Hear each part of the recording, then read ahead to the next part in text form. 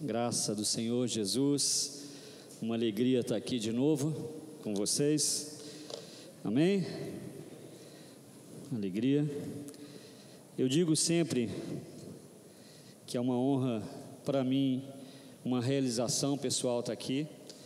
Nada me empolga mais do que poder ser usado por Deus, nada me deixa mais empolgado do que poder me sentir útil, nas mãos do Senhor. Que o Senhor me dê graça para conseguir compartilhar uma palavra que está queimando no meu coração. Eu não diria nem de alguns dias para cá, de algumas horas para cá. Que o Senhor me dê graça para que eu consiga comunicar exatamente da forma como Ele deseja, para que esta palavra possa dar um up na sua vida. Amém? O objetivo aqui é fazer com que você saia daqui mais pertinho dEle, que essa palavra faça você caminhar mais em direção ao Senhor. Eu gostaria que você abrisse comigo em Salmos capítulo 19, versículo 1, para que este versículo ele faça parte, a partir de hoje, dos seus versículos decorados, e que o seu entendimento também acerca a respeito dele possa ampliar consideravelmente nessa noite. Diz assim, Salmos 19, versículo 1: Os céus proclamam a glória de Deus, e o firmamento anuncia as obras das suas mãos. Amém? Quem aqui... Eu vou citar alguns números hoje, mas eu não estou aqui para dar aula de matemática nem de ciência, mas eu preciso conduzir vocês em alguns números hoje, pelo menos nessa introdução, para você entender exatamente o que o Senhor quer comunicar. Quem aqui já fez uma viagem de carro de aproximadamente 1.000 quilômetros? É chão, não é? 1.000 quilômetros é chão, não é ali, não é verdade? Aliás, por falar ali, se eu fosse, por exemplo, trabalhasse na área de turismo, um guia turístico, por exemplo, eu ia instruir as pessoas que viessem, os estrangeiros que viessem conhecer Minas, eu ia dizer o seguinte a respeito do mineiro: olha, o mineiro é de confiança, mas não confie quando ele disser é ali, porque o ali do mineiro não é de confiança. Eu sou mineiro, mas, por exemplo, eu moro ali, eu moro a 25 quilômetros daqui, entende? Então, quando o mineiro diz assim, vamos ali, o ali do mineiro é o seguinte: pode ser que seja 2 quadras daqui, pode ser que sejam 10, porque realmente nós mineiros não temos muita noção do que é de fato distância. Então, o ali do mineiro é complicado. Mas eu quero que você entenda o seguinte: 1.000 quilômetros é chão. Pronto, então vamos caminhar. Do Brasil até o Japão são aproximadamente 17.000 quilômetros. Se você fizer um voo daqui para o Japão a uma velocidade de 500 quilômetros por hora, você vai levar aproximadamente 34 horas. Se esse voo for a 900 quilômetros por hora, você vai levar aproximadamente 19 horas. Mas até então tudo bem, porque quando a gente pensa no Japão, mesmo que talvez você não tenha pisado lá, é fácil mensurar essa distância, porque um dia você leu isso no Atlas, porque geograficamente você sabe onde que cada coisa está no seu lugar. Ou seja, isso faz parte do nosso universo, a gente consegue assimilar esses números, não é verdade? Por exemplo, se eu disser para você que faremos uma viagem de 72.000 quilômetros, aí já começa a ficar complicado de entender o que significa isso. Percebe o que eu estou te falando? Eu não estou falando de contas exatas, não estou falando de números, estou falando de percepção. 72.000 quilômetros é difícil de mensurar o que é isso. Percebe? É o mesmo que uma pessoa que não trabalha na área financeira ter que mexer com grandes cifras, muitos zeros. E se você não tem um hábito, ou seja, não é o seu universo, percebe? Entende? Então veja bem, por que 72.000 eu fiz essa citação? Ela representa o raio de Júpiter, por exemplo, que é o maior planeta do nosso sistema solar. Nós sabemos que o raio é medido do ponto do eixo, ponto central de uma esfera, ponto central de uma circunferência, até uma extremidade da circunferência, ou seja, o raio é a metade de uma circunferência. Então, se o raio é 72.000, o diâmetro é a soma de dois raios, e a forma mais exata de se medir um diâmetro, naturalmente, é colocando uma régua passando pelo ponto central. O diâmetro de Júpiter é o dobro de 72, naturalmente, 104.000 quilômetros. Traduzindo em miúdos o seguinte: se Júpiter fosse oco por dentro, caberia mais de 100 planetas Terra. Mas eu não quero falar de planetas aqui agora. Saturno, por exemplo, é o segundo maior do nosso sistema, tem um raio de 60.000. Mas esses números são apenas números, porque a gente não consegue imaginar com exatidão isso. Parece que vai além da nossa capacidade de entender. Percebe isso? Percebe? Agora, eu quero focar aqui no Sol. O Sol, sim, é o centro do nosso sistema, por isso chama sistema solar. Talvez você não tenha dado conta disso até hoje, mas tudo gira em torno do Sol. Os planetas giram em torno do Sol. Eu já me senti assim, né? Por muitas vezes eu me senti o centro do universo, que tudo que tinha que girar ao meu redor. Já se sentiu assim?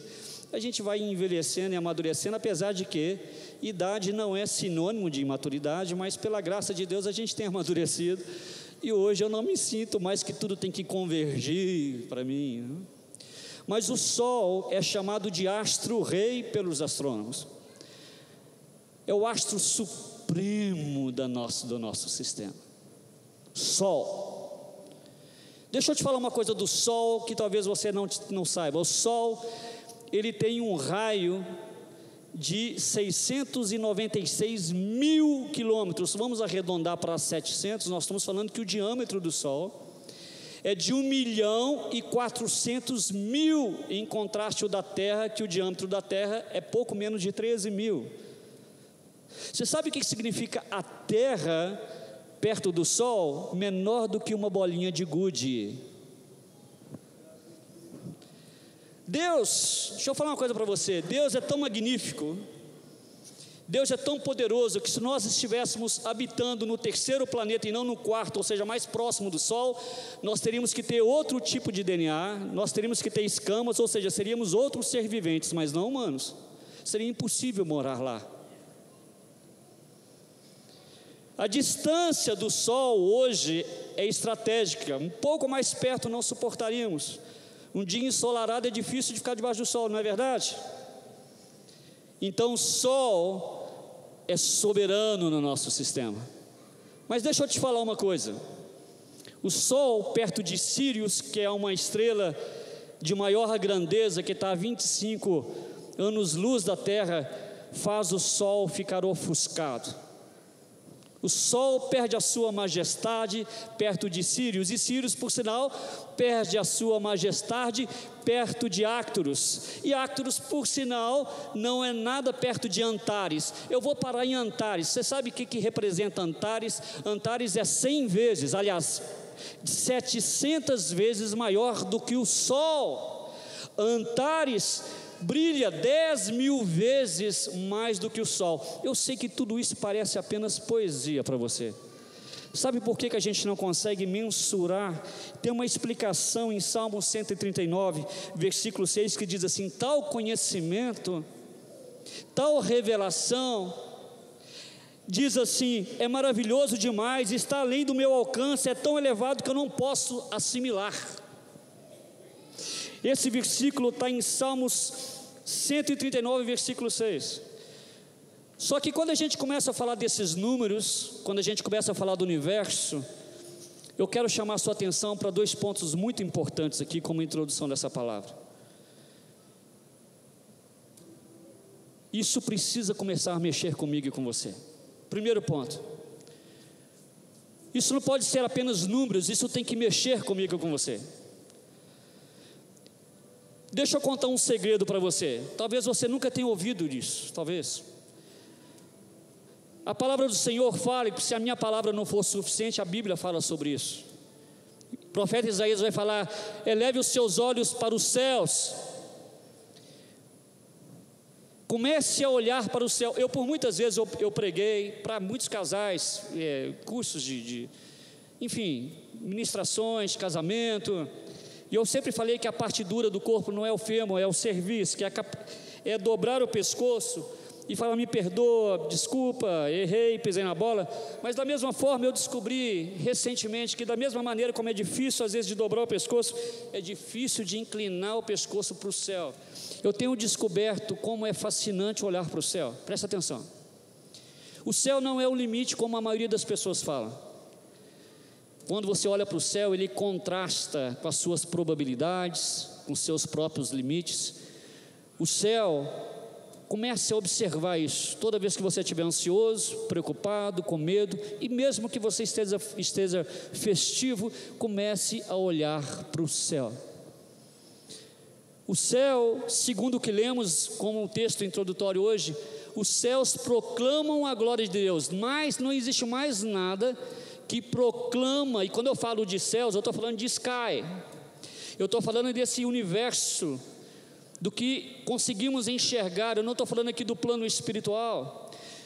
Nós lemos aqui que os céus proclamam a glória de Deus. Nada nesse mundo representa poder do que o céu. Comece a olhar para o céu de noite, e se tiver nublado durante o dia, não se preocupe, porque com certeza, bem além das nuvens, tudo continua lá. O sol continua lá, o poder de Deus está ali. E aí eu comecei a pensar, isso começou a queimar no meu coração, querido, porque eu tenho experimentado olhar mais para o céu, e eu tenho tentado melhorar minha postura. Eu sempre andei muito encurvado, né? Eu sempre olhei muito para o chão, e eu tenho começado agora a mudar o meu foco. Isso tem feito muita diferença na minha vida. Mas a sequência do versículo que lemos, que diz que os céus proclamam a glória de Deus, e o firmamento que anuncia as obras das suas mãos. Então vamos lá, o que é o firmamento? Essa palavra precisa mexer com você. Firmamento é sustentação, são dois extremos. Eu não vou falar mais das grandes, eu não vou falar mais do macro. Agora nós vamos para um outro extremo, porque esse versículo ele fala do macro, mas esse versículo fala do micro também. A sustentação é infra. Você sabe o que significa a palavra infra? É aquilo que não é visto a olho nu. A sustentação é a base, é o alicerce. A sustentação, ou o firmamento, é que não deixa esse universo cair na nossa cabeça. O firmamento são os pilares. Então, logo temos uma construção aqui, existem pilares de firmamento aqui.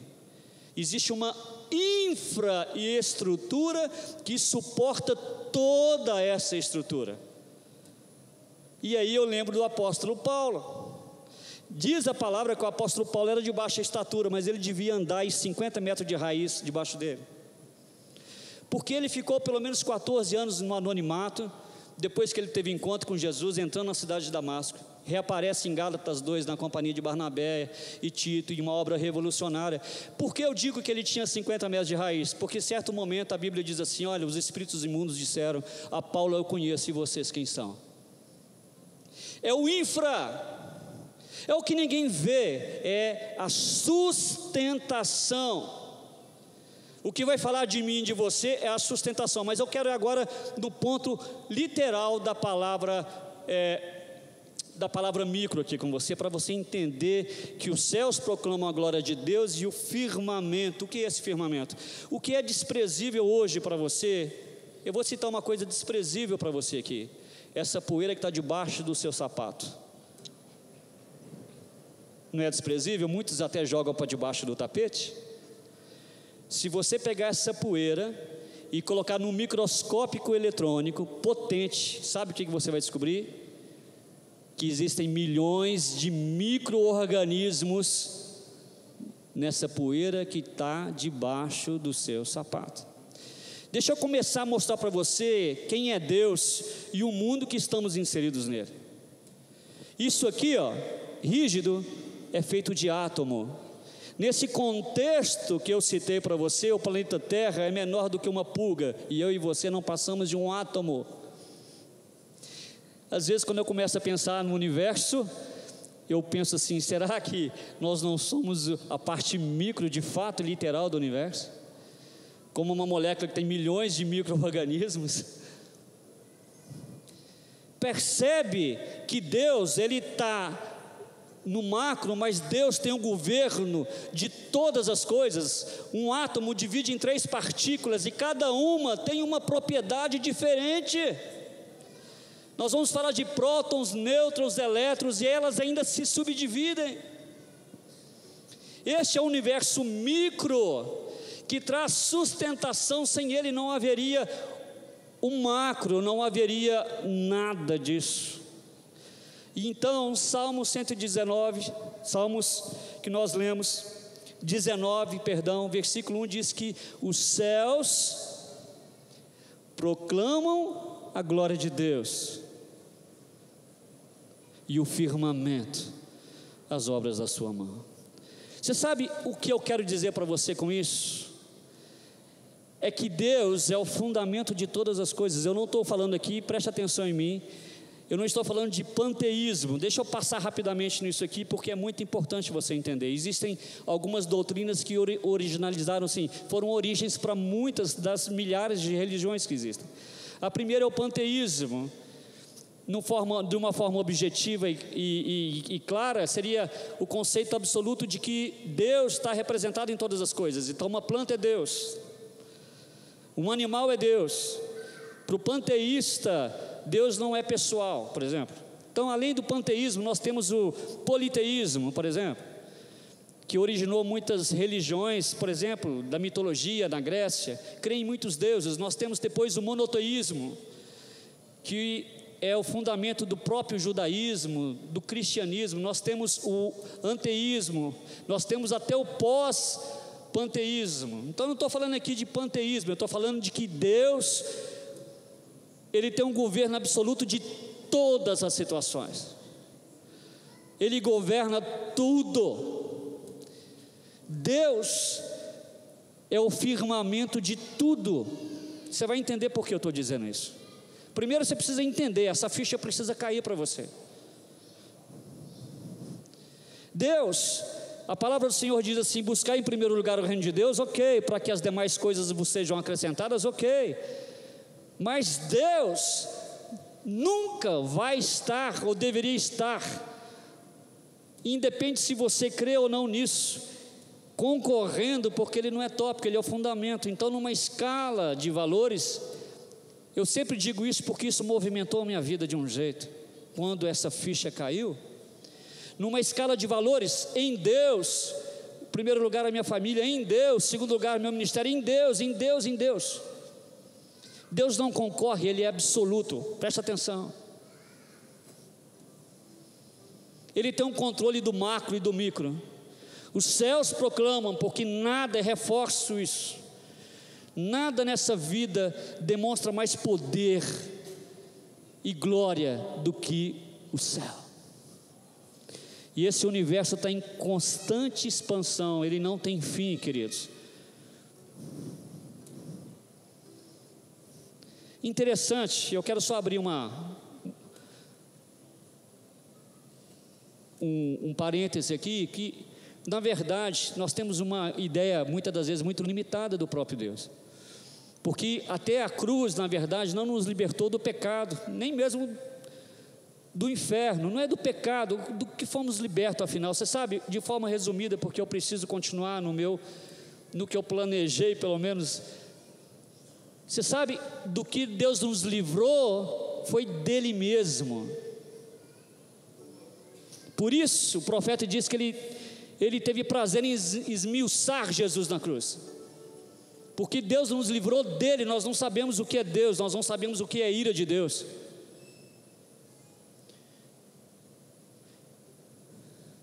Nós não temos uma noção exata de que Deus tem o governo absoluto de todas as coisas nas suas mãos. Absoluto. E Ele me trouxe aqui hoje para estar falando isso para você. E aí, Isaías 40, versículo 25 diz assim: com quem vocês me compararão? O profeta Isaías diz assim, da parte de Deus: quem se assemelha a mim? Pergunta o santo, aquele que é santo. Escute agora esse versículo, diz assim: ergam os olhos e olhem para as alturas. Passa a fazer isso a partir de hoje. Habitue-se a olhar para o céu.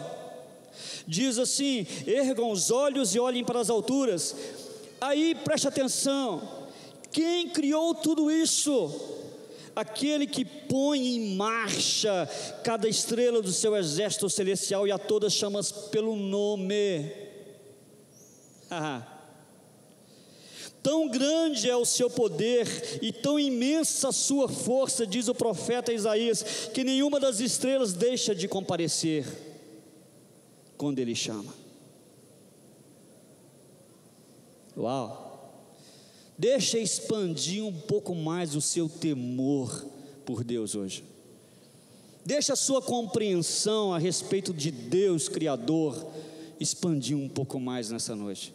Agora não me pergunte por quê, queridos.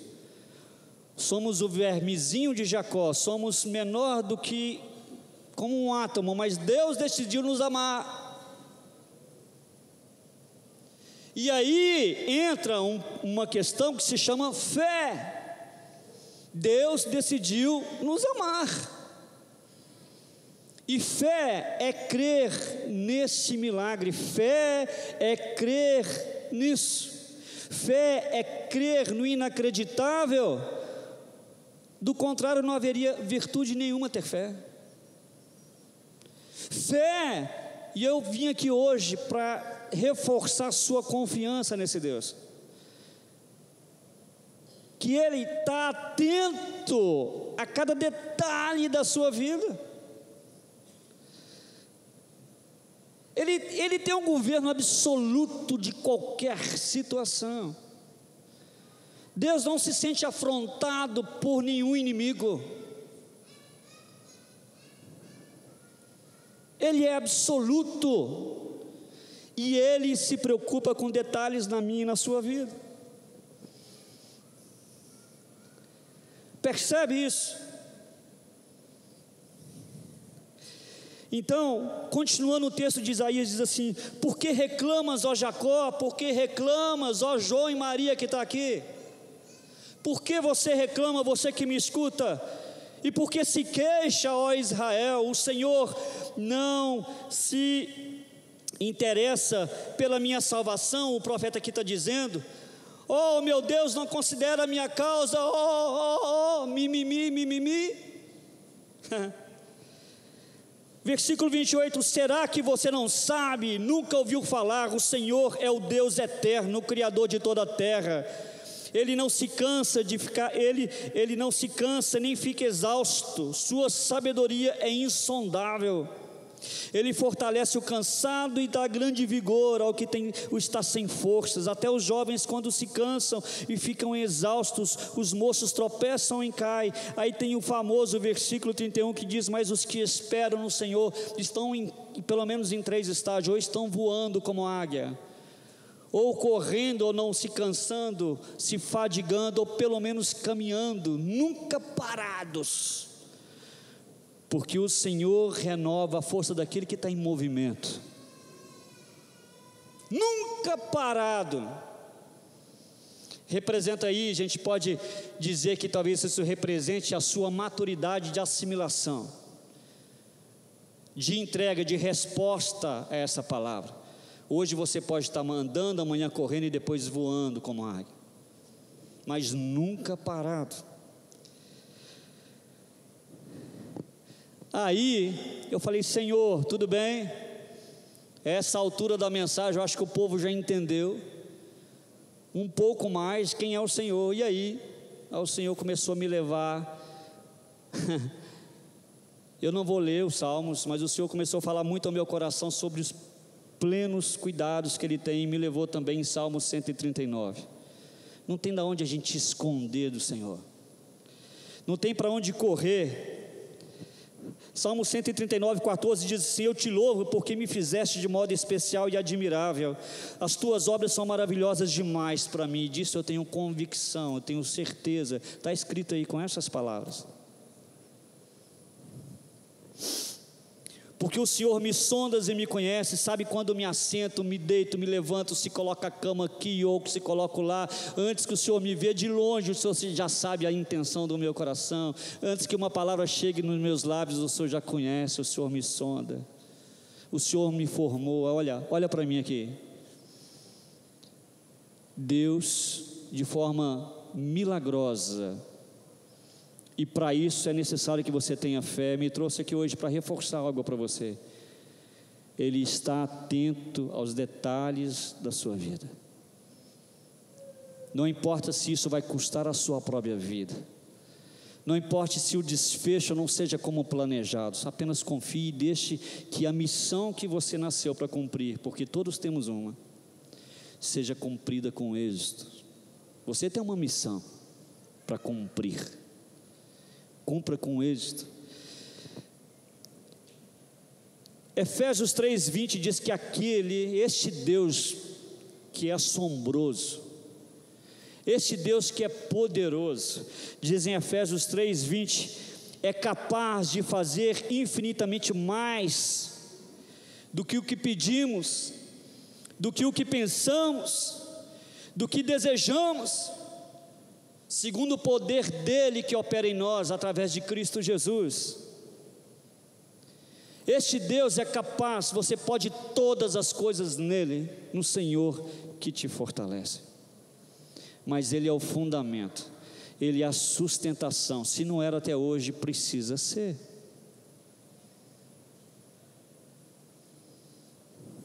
Nada foge do controle dele. Que essa palavra esteja gerando um pouco mais de temor no seu coração hoje.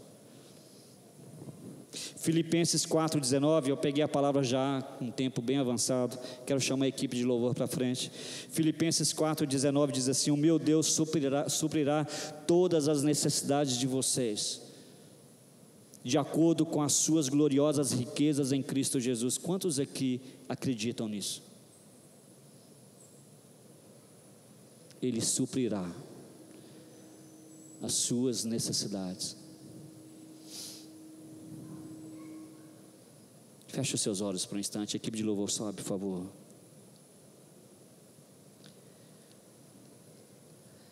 Aquilo que não é hábito nosso, não é do nosso universo, temos mais dificuldade de assimilar. Comece a pensar um pouco mais no que representa o universo. Deixe isso mexer com você.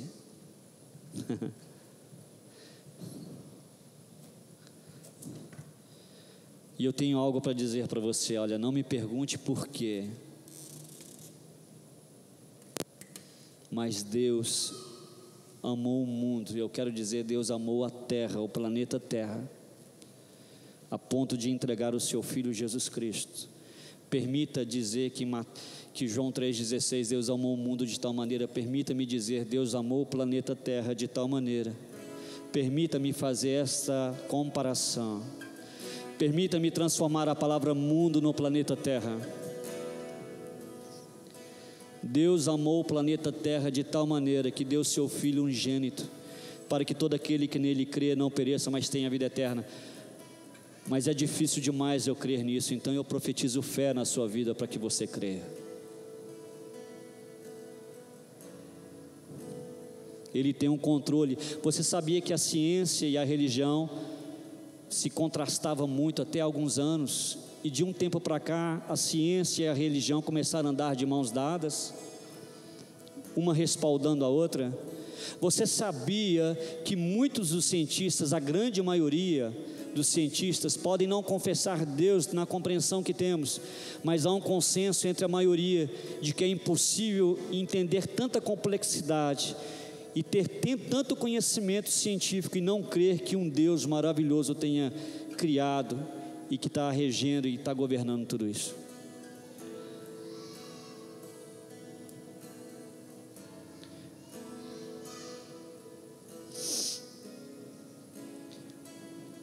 Diante de você tem um universo. Quantas vezes hoje mesmo você ficou ansioso, preocupado, nervoso? Começa a olhar para o céu, literalmente, no sentido literal.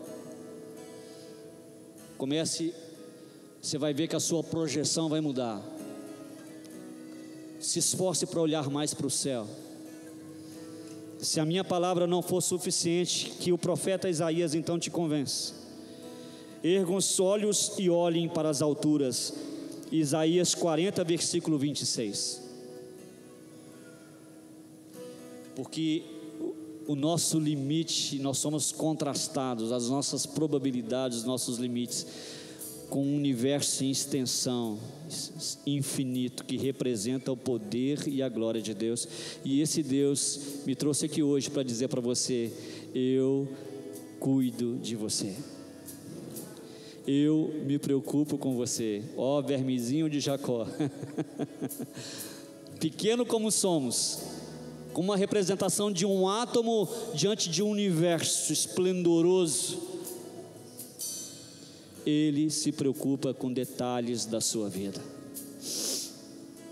Ele me trouxe aqui hoje para reforçar a sua confiança nele, de que Ele é o Deus do impossível. Se ainda te faltava essa esperança, que o Senhor esteja me usando para fazer com que o que faltava se complete hoje em você.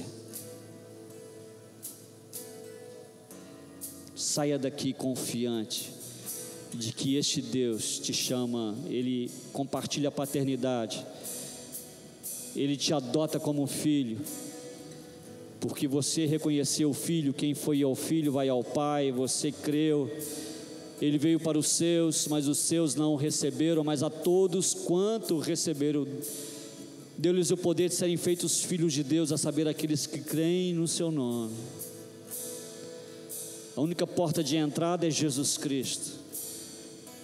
A palavra pregada é loucura para o mundo. Esta palavra pregada hoje é loucura para um homem que não é espiritual, mas para mim e para você ela é vida. Para mim e para você ela é esperança. Para mim e para você esta palavra é uma palavra que nos dá um norte, que nos dá sentido para viver.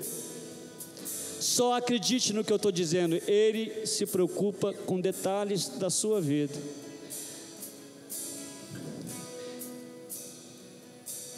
Fecha os olhos, coloca a mão no coração. Não tem ninguém olhando para você, só eu daqui de cima. Se você não entregou a sua vida a Jesus Cristo até hoje, essa é a noite de fazer, porque só existe uma porta para entrar nesta compreensão bíblica do que cremos, do que pregamos, que se chama Jesus Cristo. Esta revelação veio através de Jesus Cristo. Então diga assim: Senhor Jesus, fala comigo, Senhor Jesus, eu te reconheço como o Senhor da minha vida. Aquela morte de cruz tem validade hoje para mim. Fala, Senhor, fala, abra a boca e repete comigo: aquela morte de cruz. Fala, aquela morte de cruz tem validade para a minha vida hoje. Ela traz vida. Aquele sangue derramado tem validade sobre a minha vida hoje. O sangue me dá vida, e eu aceito esse sacrifício, morte e ressurreição. Eu aceito a vida de Jesus em mim. Repete comigo, eu estou orando junto com você, eu estou apenas te conduzindo na oração. E eu peço ao Espírito Santo que a partir desta oração, seja diante da sua compreensão, seja descamado agora toda a falta de entendimento, que Ele traga esclarecimento, entendimento a respeito das coisas espirituais, entendimento e discernimento a respeito de quem Ele é, do poder dEle, do que representa o macro, do que representa o firmamento, que este Deus, Ele é absoluto. E Ele decidiu nos amar, apenas creia nisso.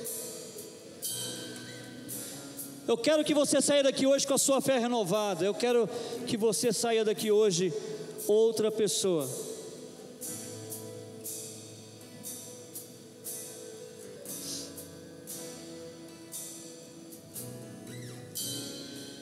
Ele é poderoso para fazer infinitamente mais do que pedimos ou pensamos, segundo o propósito dele que opera em mim, através de mim e apesar de mim. Sou merecedor? Nunca serei. Isso chama graça de Deus. Então seja bem-vindo, graça sobre graça, sobre a minha e sobre a sua vida. Amém? Fica de pé, por favor.